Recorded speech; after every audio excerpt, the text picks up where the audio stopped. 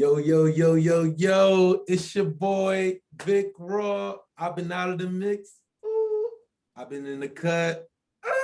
And I'm here to say what's up.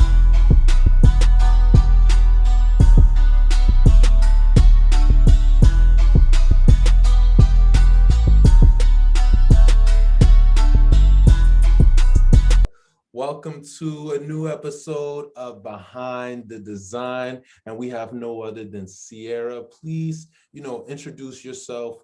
Who are you? Where are you from? And why are you doing design today? Sure. Hey guys, my name is Sierra McCormick. I have a business called Best World Art, or just Best World for short, where I create album art as well as do surrealism and graphic design for various companies and clients. So a little bit about myself. My background's in business. That's what I went to school for.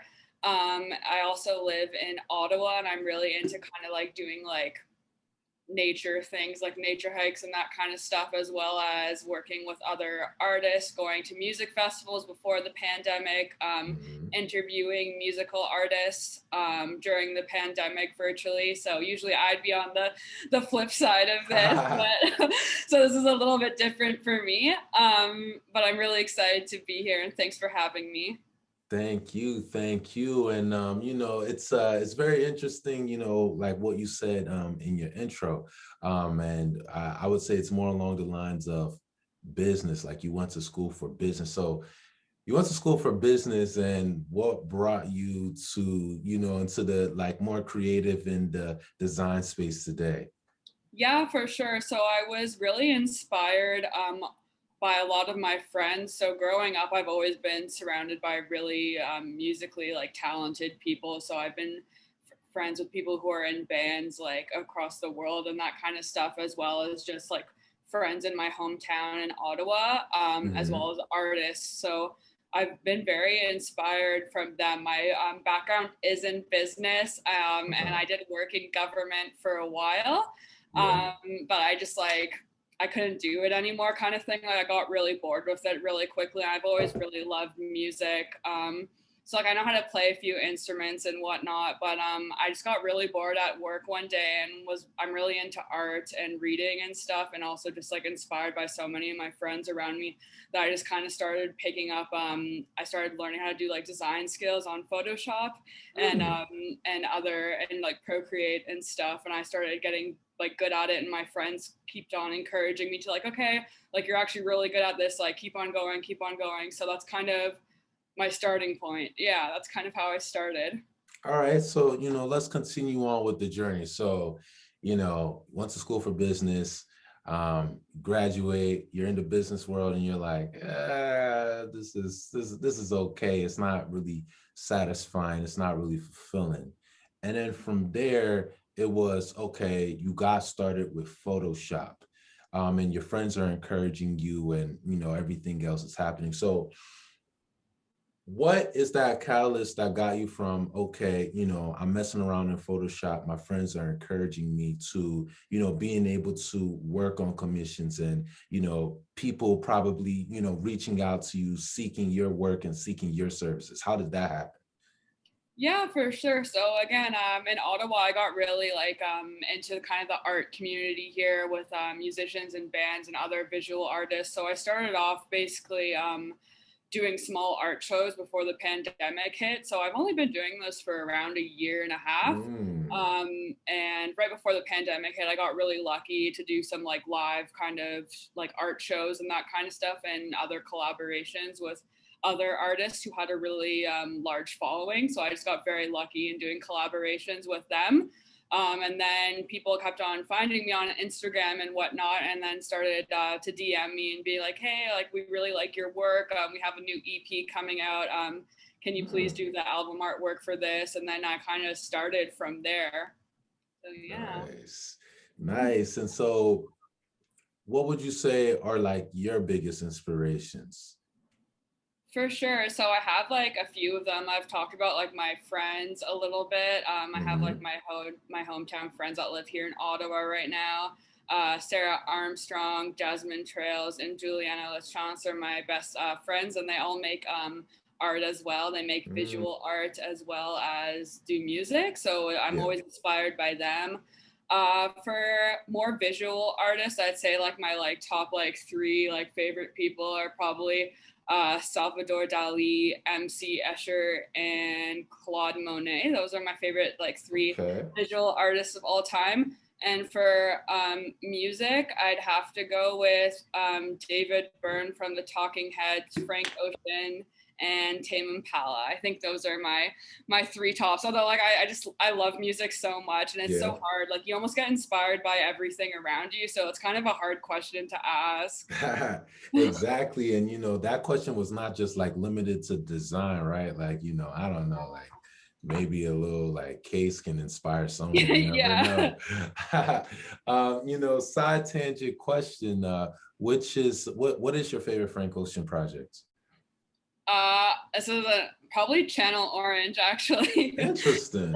Yeah, Okay. I know. He's had such good like progress on all his other albums. So I remember listening to that for the first time when I was a teenager and just being blown away by it. And I still listen to it now. So to me, it's kind of timeless, Yeah. and that's why I love it so much. Hmm. Okay, so let's get into the creative process. A lot of people do different things. And at the end of the day, whatever works for you is whatever works for you. Um, yeah, can you walk us through your creative process, like when you're designing something? And would you say like, oftentimes like designers are working on things that are for their clients, and then they're also doing stuff maybe in their free time that they're inspired by and they want to do. Like, does that creative process differ in both scenarios? And if so, how? Yeah, so basically for me, like it always varies, but there is like a kind of like base kind of way I go about doing my work, which is usually I have some music on in the background, Okay. or if I'm doing work for a client, then I'd have their music on while just kind of like brainstorming ideas and whatnot. And I'd Mm. also be drinking a lot of coffee because that's what I do all the time. So I always have a coffee. I have coffee on me right now. But yeah, I would just be listening to their music or just music I like in general. And then usually I get inspiration from the lyrics. So for me, Mm. like when I'm making a project, I usually get inspiration from either reading books, like sentences in books that like kind of like draw my imagination to like other places, Yeah. as well as lyrics. And like through those lyrics, like if they're dreamy or whatnot, I will like take kind of the overall like vibe of what I'm getting in my head and like try to make it into a visual. Yeah. And to do that process, I'm usually I go to like archive like vintage magazines and kind of like have a bunch of images like kind of downloaded onto my laptop, Hmm. and then I will distort them and then like put them like all together in a way with like different layers and effects so Yeah. it kind of looks cohesive. But it's a different thing. Like it's definitely a different process every single time, and it just depends on what kind of mood I am in and also just like what kind of music I'm listening to. That makes Gotcha. Okay, okay. And like what would you say is like your design stack or tech stack? Meaning like, what programs do you use? Do you utilize any plugins? Is there like anything like extraordinary that you do that maybe, gives you additional sauce in like, all of the work that you present? Yeah, for sure. So I download a lot of like presets for kind of like different like gradient layers as well as just like text layers and all of that stuff, and I'll pay for it and whatnot. But a lot of different like there you can buy like gradient packages Yeah. online and support other artists, and then I find those are really useful because then if you know how to do your layers and whatnot on Photoshop, then you're able to like kind of like distort each image or like put different kind of like textures on each image, which I find really useful because that's what people mostly say about my work. It's like they're all like, oh, it looks so vintage and stuff like that, and it looks like it's cohesive and it's together. Well, it helps if you know like how to use the different layers, and like there's different all a bunch of different kind of like grain settings you can use to Yeah. make things look retro and stuff. So yeah. Mm. And like, would you like in terms of and it's always an interesting question because like I asked other designers like, oh, like they're like, yeah, I'll use like plugins and I use like presets. Like, would you say like you're actively looking for, or like where do you find these, you know, plugins and presets that you is it more like, okay, you stumble on it through an advert or you see someone using it and then you want to use it, or is there like a spot where you're always searching for and you're like, okay, like I'm gonna take that one? Yeah, so sometimes I see them on ads, especially like grainy related ones. I feel like Yeah. they just know their target now. I feel like the Instagram algorithm just knows I'm like, I love that stuff. So I see some of those for Procreate, like a true gritty texture supply or something. It's like I see that one all the time. It just adds like graininess to your photos and does a bunch of other stuff. Hmm. So I definitely use Photoshop the most, as well as Procreate. Sometimes I'll use Illustrator, and sometimes I'll also use Photoshop to animate things, because I only do like really short animations. So it's pretty straightforward. So I don't need any platforms for that. But yeah, I guess I mostly targeted in ads actually, now that I'm thinking about it. Yeah. Yeah. So it's like you're just scrolling through the gram and oh, let me just check that out.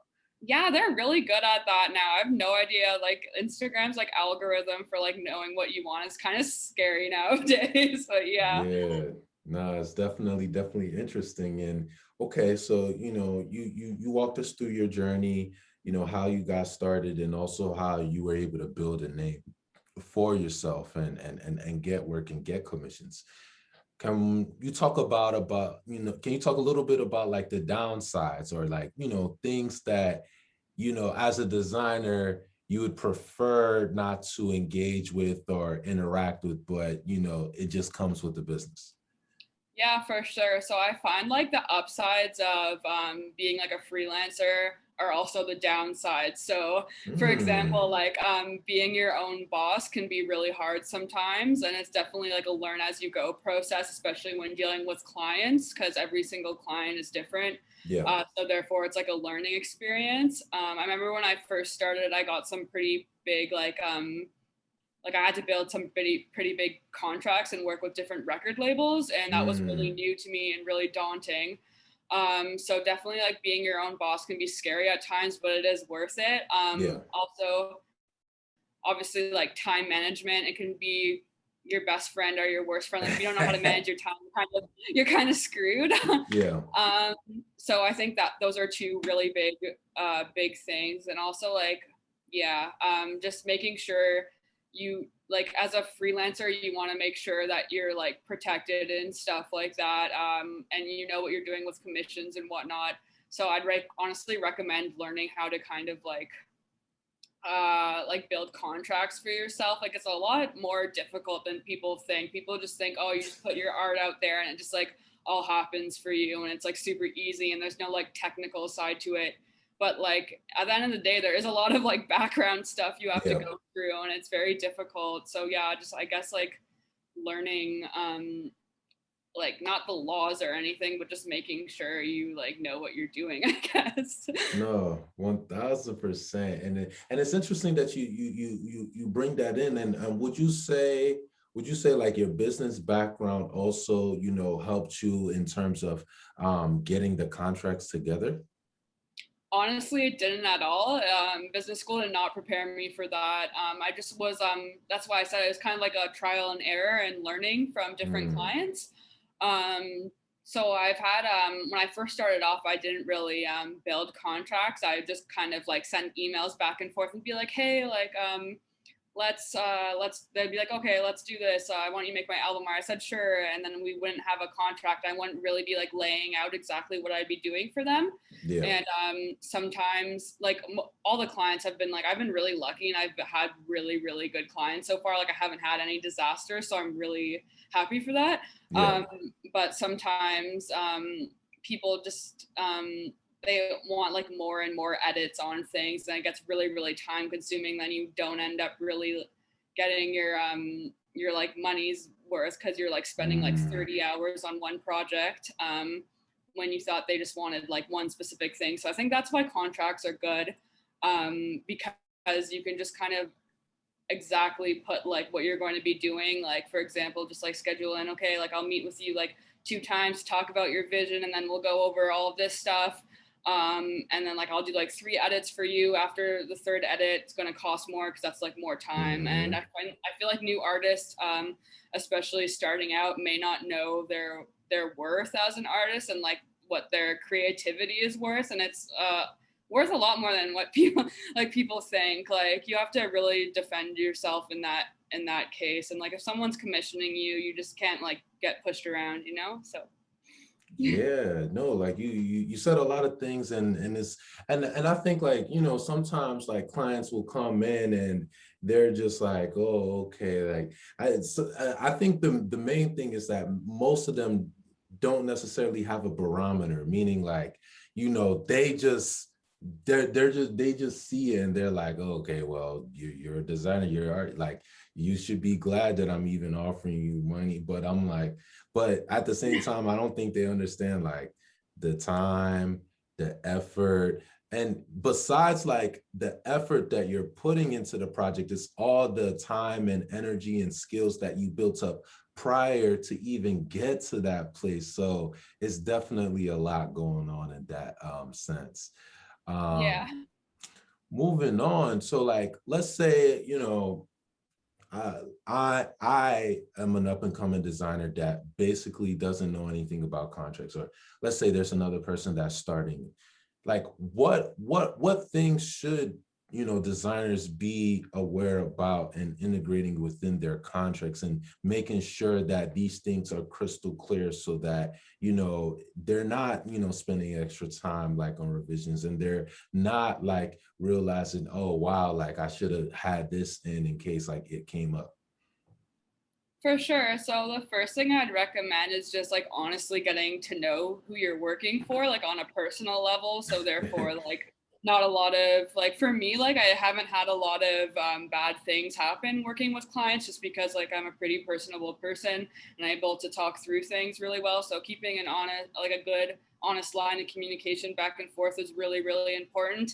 Hmm. Also, just like don't accept projects you think are going to be a problem. Like if you getting a feel for someone and you have like a Zoom call with them to kind of discuss what their visions are or stuff, you get a good vibe of what their personality is like. And since you're your own boss, just don't take any clients you don't want to work for. Like that's my number one piece of advice, and that's got me pretty far. So to integrate into your contracts, what I would put is just exactly what services you're going to be providing, how much hours of time you're going to put in, just like do your like base costs and that kind of stuff, and just make sure that like both parties are okay with what the contract says and stuff, and going over it together like virtually, or when I guess things are opening back up now so you can do it in person. It's been Yeah. such a long time.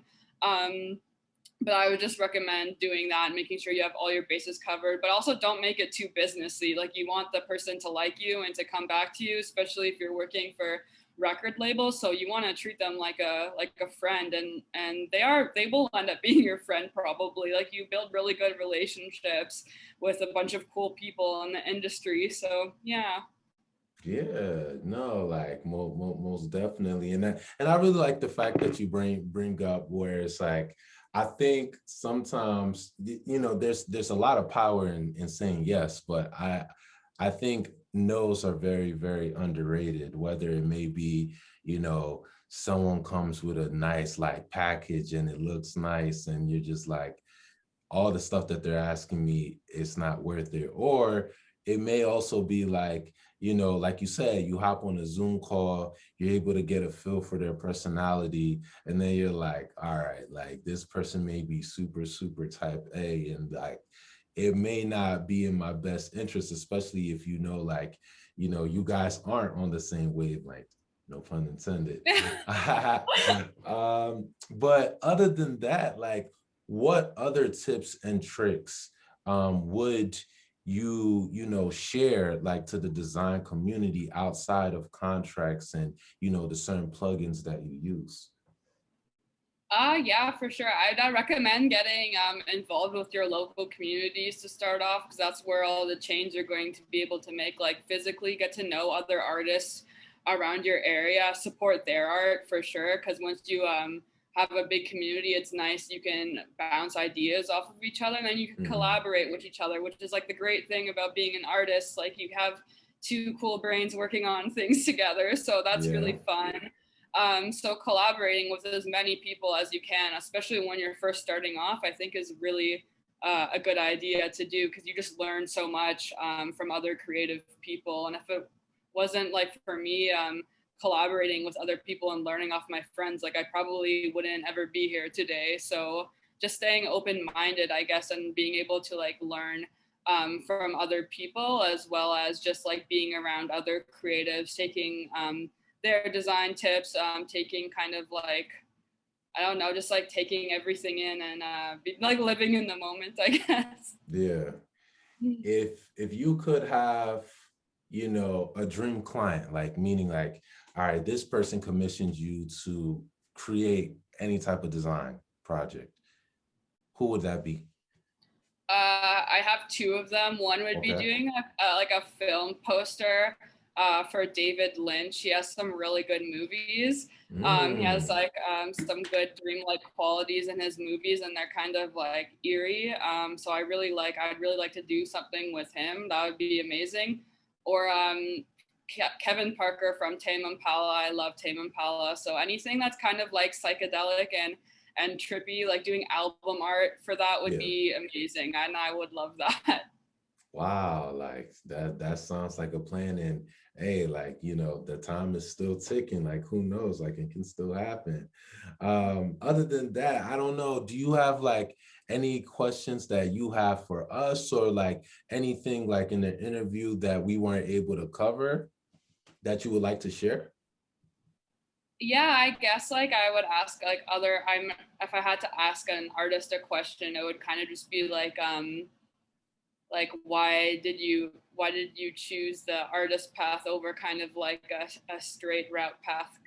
So that would be one question, and then like I think you've already asked me kind of like what inspires me and whatnot, but I would also ask that to other artists just to learn more about them. I think it's a good question.